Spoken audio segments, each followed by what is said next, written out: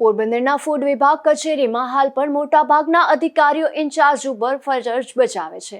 Food વિભાગની કુલ 10 જગ્યાઓ સામે મહત્વના 4 અધિકારીઓ ઇન્ચાર્જમાં ફરજ બજાવે છે, તો 5 અધિકારીઓની જગ્યા ખાલી પડેલ છે. હાલ આ કચેરીમાં માત્ર એક કાયમી અધિકારી ફરજ બજાવે છે.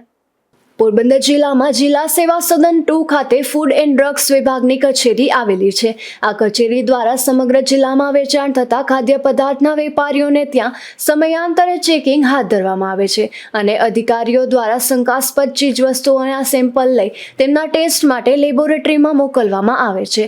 પરંતુ ફૂડ એન્ડ ડ્રગ વિભાગમાં વર્ષોથી અનેક અધિકારીઓની જગ્યા ખાલી પડેલી છે, જેથી હાલમાં આ જગ્યા ઉપર અન્ય શહેરમાંથી અધિકારીઓની નિમણૂક કરાય છે.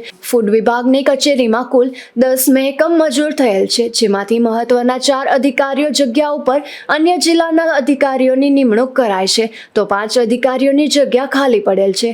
હાલ આ કચેરીમાં માત્ર એક ફૂડ સેફ્ટી અધિકારી કાયમી ફરજ બજાવે છે, જેને લઈને કચેરીની કામગીરી પણ અસર થઈ રહી છે. નિપુલ પોપટ સાથે અશોક ધાનકી, ગુજરાત ન્યૂઝ, પોરબંદર.